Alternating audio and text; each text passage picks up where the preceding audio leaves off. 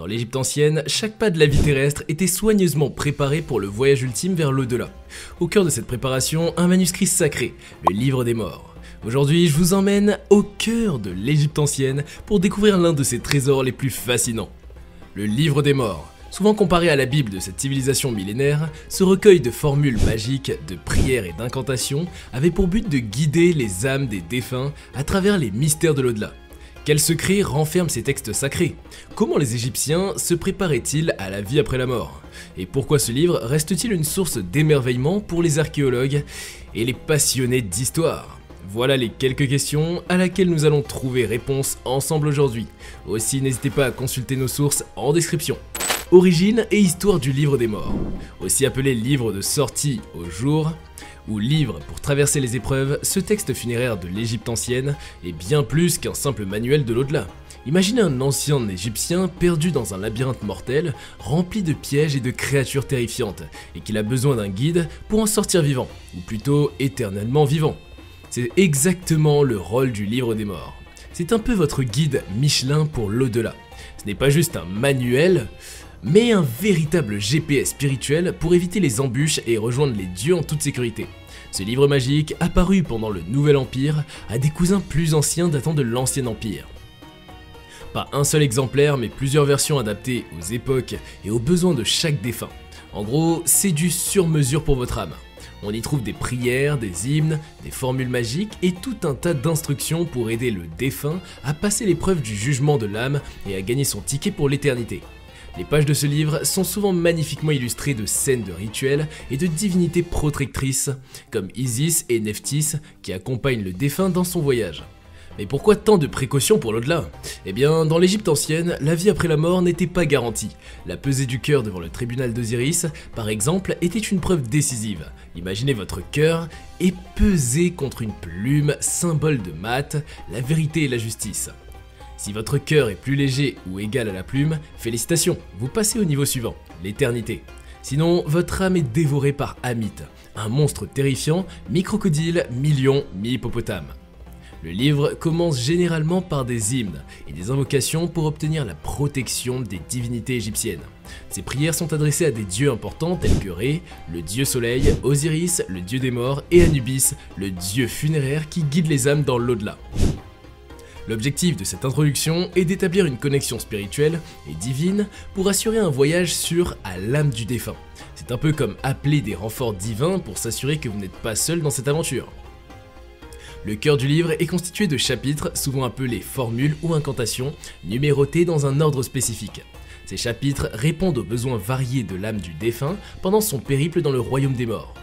Les premiers chapitres contiennent des formules d'ouverture qui déclarent l'intention du texte et invoquent les dieux pour protéger et guider le défunt. Ces formules rappellent aux dieux leur devoir de protéger l'âme et d'assurer son passage sûr dans l'au-delà. Chaque formule est destinée à résoudre des défis spécifiques rencontrés par l'âme, tels que la protection contre les démons, la navigation à travers les dangers et le jugement devant les dieux.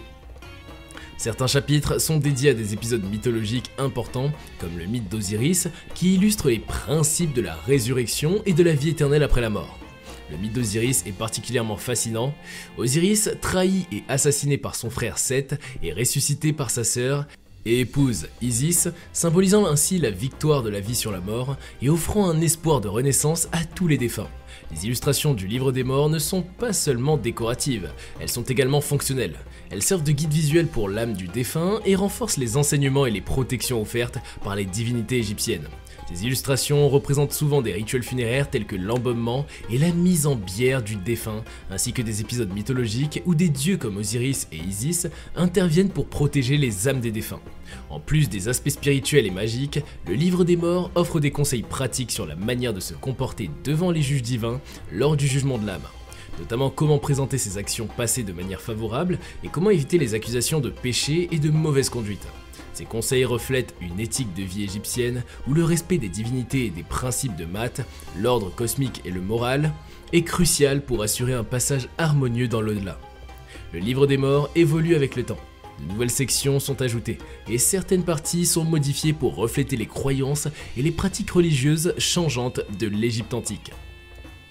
Des exemplaires du Livre des Morts ont été découverts dans des tombes royales et nobles, ainsi que dans celles des gens ordinaires, montrant son importance universelle dans la société égyptienne. Il est non seulement une fenêtre sur les croyances religieuses et cosmologiques de l'Égypte ancienne, mais il a également joué un rôle crucial dans les rituels funéraires, visant à assurer une transition réussie vers la vie après la mort. En conclusion, le Livre des Morts est bien plus qu'un simple recueil de prières et de sorts funéraires.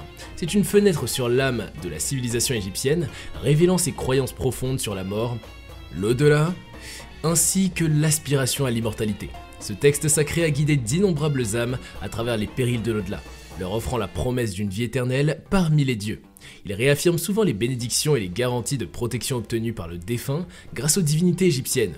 En une seule phrase, je peux dire que c'est un moment de clôture où l'âme du défunt est assurée de son passage réussi vers l'au-delà, où elle pourra jouir d'une existence éternelle aux côtés des dieux. Les croyances rituelles et funéraires du Livre des Morts. Je tiens à vous rappeler que dans l'Égypte antique, la mort n'était pas perçue comme la fin, mais comme le début d'un voyage complexe et crucial vers l'au-delà. Les anciens Égyptiens avaient une conviction bien ancrée. L'âme est immortelle, c'était une idée centrale qui façonnait toute leur vision du monde et leurs pratiques funéraires. Pour eux, la mort physique n'était qu'un passage. Ils pensaient que l'âme et la force vitale continuaient à vivre après la mort, nécessitant des soins et des préparatifs minutieux pour assurer un voyage sûr et prospère vers l'au-delà. Cette croyance en l'immortalité de l'âme a engendré des rituels funéraires sophistiqués, dont la fameuse momification. Si pour nous la momification c'était juste un simple moyen de conserver un corps, pour eux non. C'était un rituel profondément religieux et symbolique, basé sur la croyance en l'immortalité de l'âme et la vie après la mort. Pour les anciens Égyptiens, préserver le corps était essentiel pour que l'esprit puisse y revenir. Le processus de momification était donc exécuté avec un soin méticuleux, impliquant plusieurs étapes complexes. Je vais essayer de vous présenter chaque étape. Tout d'abord, on commençait par retirer les organes internes sauf le cœur, considéré comme le siège de l'intelligence et de l'âme. Ces organes étaient placés dans des vases canopes, chacun protégé par un dieu ou une déesse. Ensuite, le corps était nettoyé et rempli de natron, un mélange de sel naturel qui aidait à dessécher les tissus. Après plusieurs semaines, le natron était retiré et le corps était souvent enduit d'huile parfumée pour une meilleure conservation. La momification complète pouvait prendre jusqu'à 70 jours et comprenait des rituels religieux stricts menés par des prêtres spécialisés. Une fois momifié, le corps était placé dans un sarcophage orné de hiéroglyphes et de représentations des dieux protecteurs pris pour le grand voyage vers l'au-delà. Pour les Égyptiens, cette pratique sacrée assurait une transition réussie et permettait aux défunts de vivre éternellement aux côtés des dieux. Au cœur de ces croyances, il y avait le jugement de l'âme. Selon la mythologie égyptienne, le défunt devait se présenter devant Osiris, le dieu de l'au-delà, avec l'aide d'Anubis, le dieu des embaumeurs, et Thoth, le scribe divin. Ce jugement était comme un tribunal où le cœur du défunt était pesé contre la plume de Maat, symbole de vérité et d'harmonie cosmique. Pendant ce rituel sacré, le défunt devait déclarer qu'il n'avait pas commis les péchés énumérés dans la confession négative, prouvant ainsi son innocence. Si le cœur était plus léger que la plume de Maat, le défunt était admis dans l'au-delà, où il pouvait jouir d'une existence éternelle aux côtés des dieux et des ancêtres. En revanche, si le cœur était plus lourd, il était dévoré par Amit, le dévoreur des âmes impies. Ces croyances allaient bien au-delà des rituels funéraires. Elles formaient un système complexe de pensée qui assurait aux Égyptiens que leur existence ne se limitait pas à cette vie terrestre. Elles offraient aussi un cadre moral et éthique, incitant chacun à mener une vie juste et équilibrée, conforme aux principes de Maat, pour garantir leur succès dans l'au-delà. En comprenant ces croyances fondamentales, on peut mieux apprécier l'importance du Livre des Morts comme un guide spirituel et un héritage culturel toujours fascinant et inspirant aujourd'hui. Autres manuscrits et artefacts célèbres. Le Livre des Morts, bien qu'ancien, continue de captiver l'imagination moderne grâce à ses illustrations richement détaillées et à ses textes poétiques.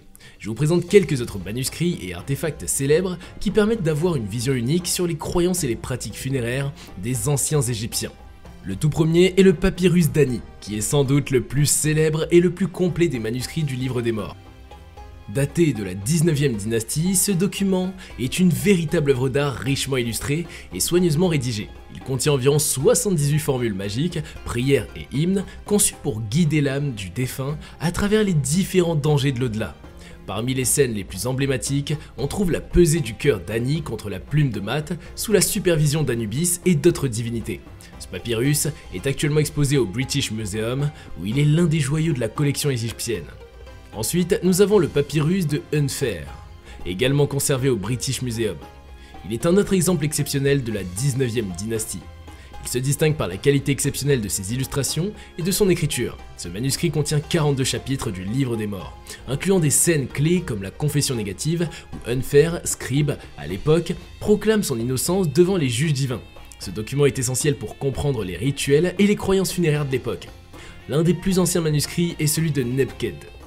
Moins élaboré que les versions ultérieures, ce papyrus présente des textes plus succinctes, mais tout aussi importants pour les rituels funéraires. Ces illustrations, bien que moins détaillées, offrent un aperçu précieux des versions initiales des textes et des rituels associés. Ce manuscrit est conservé au musée égyptien de Turin en Italie.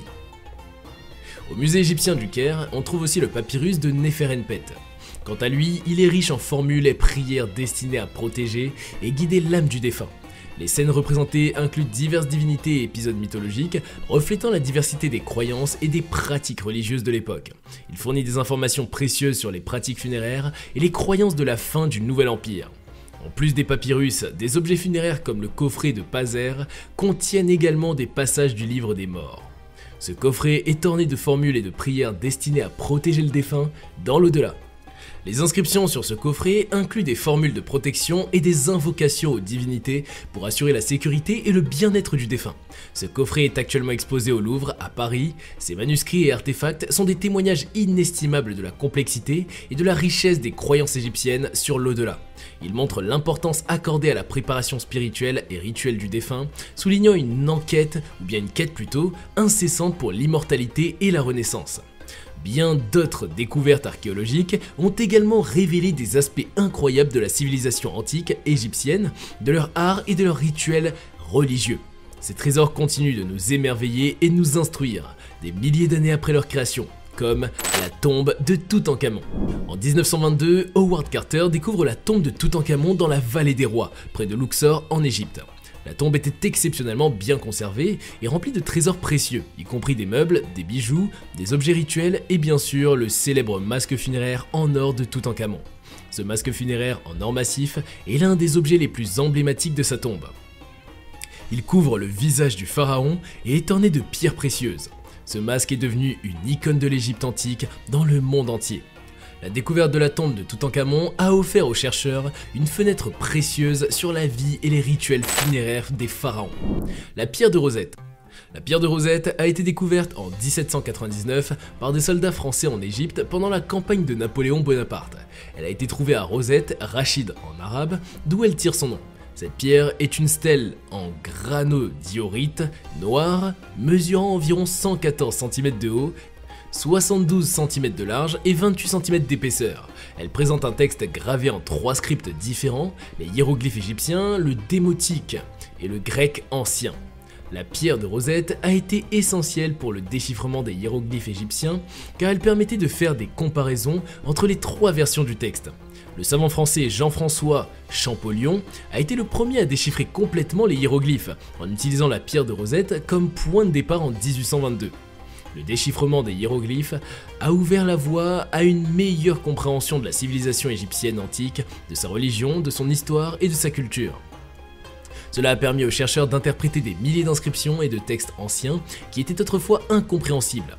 Elle est actuellement conservée au British Museum à Londres, où elle reste l'un des artefacts les plus célèbres et les plus étudiés de l'Égypte ancienne. Les hiéroglyphes et les ampoules mystérieuses de Dendera.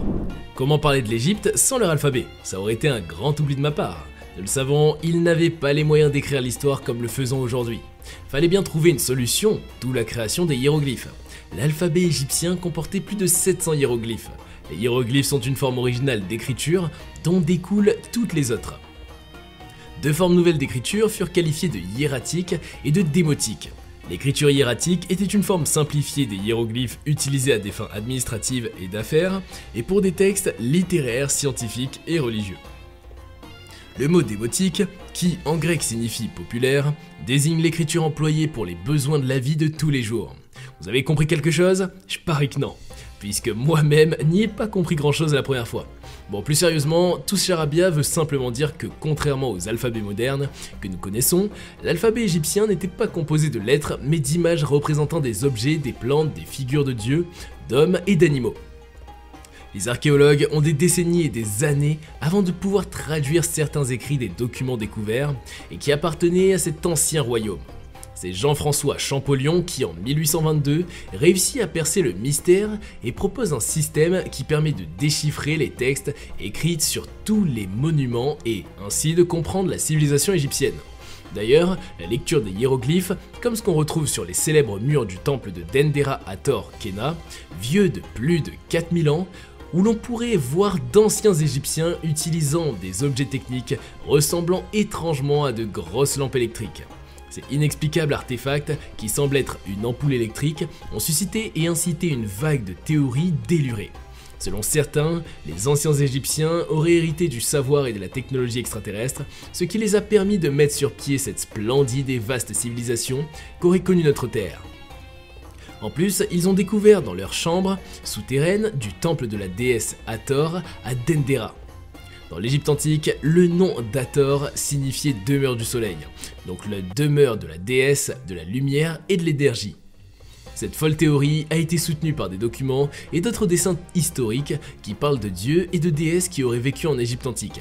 C'est grâce à cette technologie que les pharaons auraient érigé les sensationnelles pyramides et autres architectures égyptiennes que nous connaissons aujourd'hui. C'est vrai que quand on regarde de près les hiéroglyphes tagués sur les murs de ce temple, semblent montrer une ancienne version d'une ampoule électrique qui demeure toujours un mystère non résolu. Si vous en savez plus, dites-le nous en commentaire. Bon, on va s'arrêter là pour aujourd'hui. Merci d'avoir visionné cette plongée fascinante dans le livre des morts et dans l'Égypte ancienne. Si vous avez apprécié ce voyage à travers les mystères de l'au-delà égyptien, n'oubliez pas de liker cette vidéo, de vous abonner pour ne rien manquer de nos explorations et surtout laissez un commentaire ci-dessous sur ce que vous avez pensé de cette vision ancestrale du voyage dans l'au-delà. Je vous donne rendez-vous très bientôt pour de nouvelles découvertes sur Cultination.